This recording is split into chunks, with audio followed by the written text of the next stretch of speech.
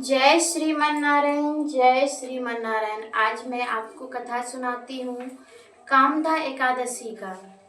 धर्मराज युधिष्ठिर बोले, हे भगवान, आपको कोटि कोटि प्रणाम। मैं आपसे प्रार्थना करता हूँ कि आप कृपया कर चैत्र माह के शुक्ल पक्ष की एकादशी का वर्णन कीजिए। कृष्ण भगवान बोले, हे राजन, आप एक पौराणिक कथा सुनिए जिससे वशिष्ठ जी ने राजा दिलीप से कही थी। राजा दिलीप ने पूछा कि गुरुदेव, चैत्र माह के शुक्ल पक्ष की एकादशी का क्या नाम है? उसमें किस देवता की पूजा होती है तथा उसकी विधि क्या है? सो आप कृपया पूर्वक कहिए। महर्षि वशिष्ठ बोले, हे राजन, चैत्र माह के शुक्ल पक्ष की एकादशी का नाम कामदा एकादशी है। यह पापों को नष्ट कर देती है, जैसे अग्नि सूखे काष्ठ आदि को जलाकर नष्ट कर देती है।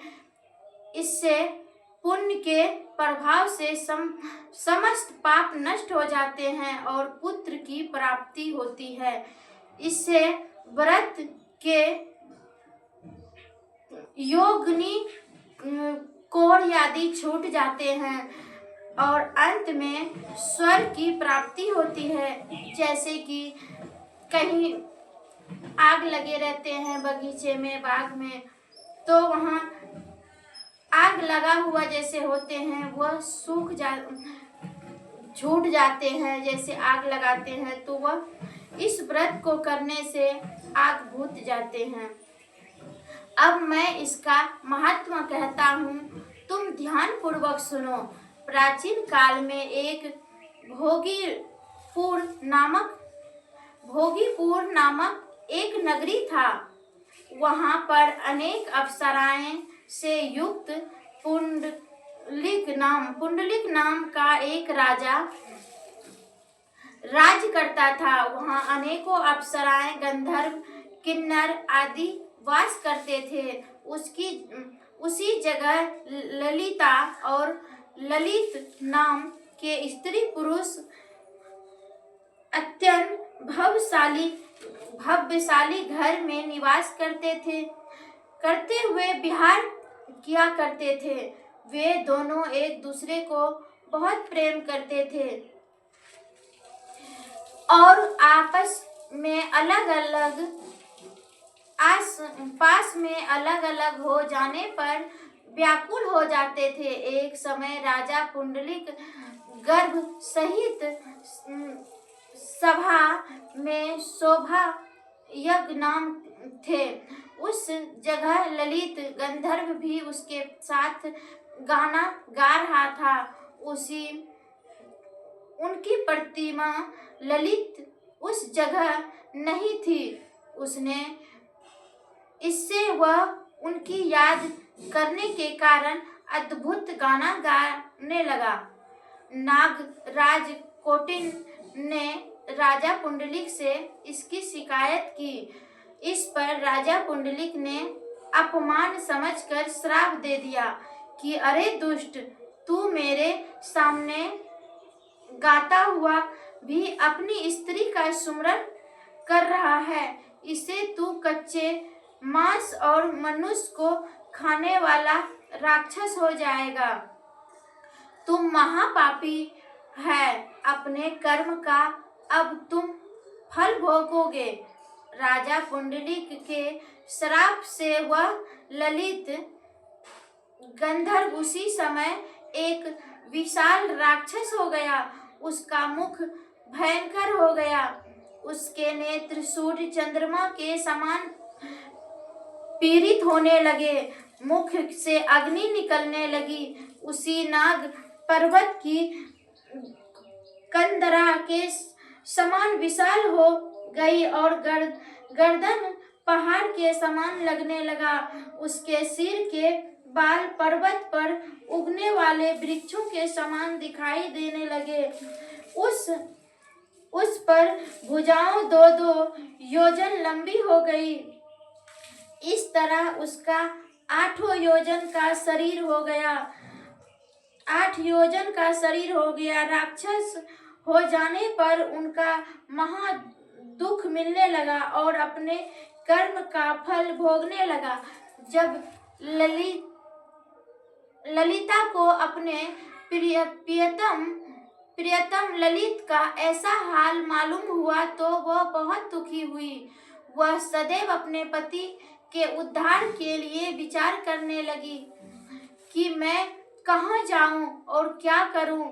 वह राक्षस घोर वनों में रहने लगा और अनेक प्रकार से पाप करने लगे। उसकी स्त्री ललिता भी उनके पीछे पीछे जाती और वह व्याकुल विलाप कर रही थी कि एक दिन वह अपने पति के पीछे घूमते घूमते विंध्याचल पर्वत पर चली गई।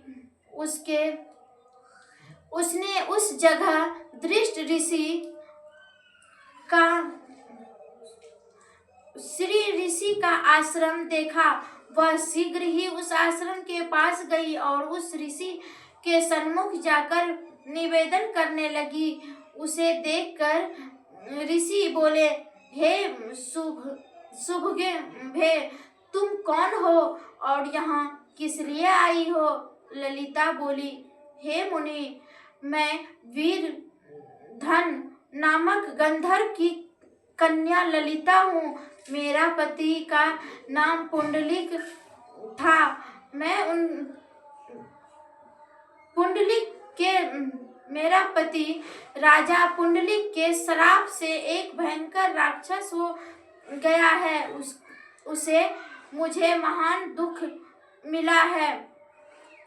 आप मुझे राक्षस योनि से छूटने का कोई उपाय बतलाइए। तब ऋषि बोले, अधि गंधर्व कन्या ललिता, अब तुम चैत्र शुक्ल पक्ष की एकादशी आने वाली है। उनका नाम कामदा एकादशी है। उसके व्रत करने से मनुष्य के समस्त कार्य सिद्ध हो जाते हैं। यदि तुम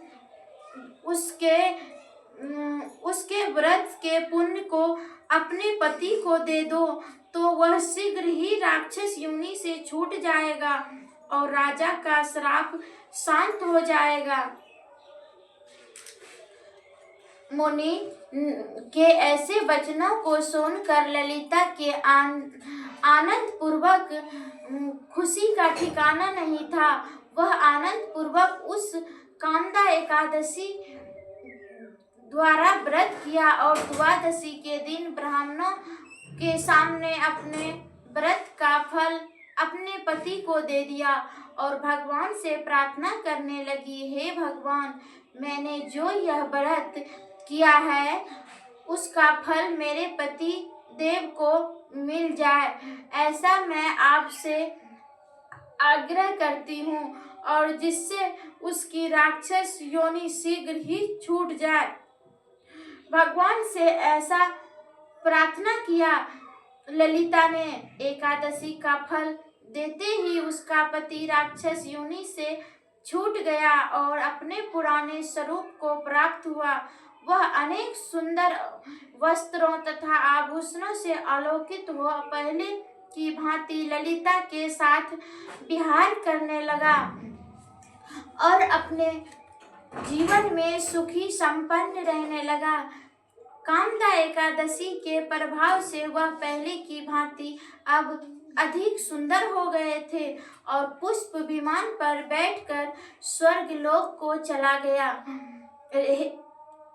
इस तरह हे राजन, इस व्रत को विधि पूर्वक करने से समस्त पाप नष्ट हो जाते हैं।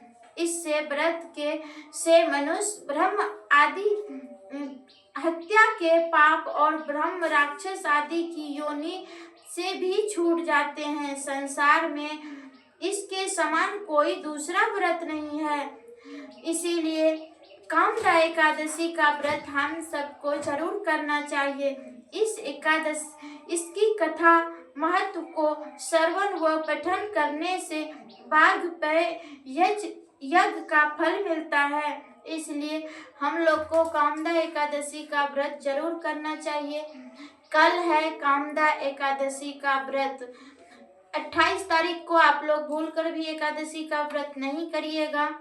29 तारीख को द्वादशी में पड़ रहे एकादशी का व्रत हम लोग को करना चाहिए। फिर अगले वीडियो में पारण का समय जरूर बताऊंगी। जय श्रीमन नारायण, जय श्रीमन नारायण। आपको हमारी वीडियो अच्छा लगा तो एक लाइक और सब्सक्राइब प्लीज जरूर करिएगा। राधे राधे।